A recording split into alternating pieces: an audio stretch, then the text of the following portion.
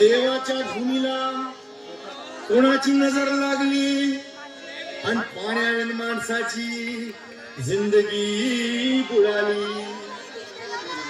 नाही पाणी आभाळात, नाही खोल जमिनीत, नाही पाणी विहिरीत, नाही नदी नाल्यात.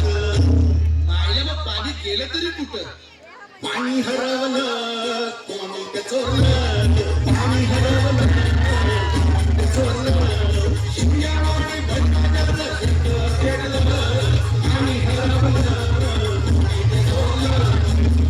डेव्हलपमेंटचे वाहतात वारे, बुजविले नदी नाले सारे, उंच टावर मिरविती तोरे, कसे वाहणार पाण्याचे झरे.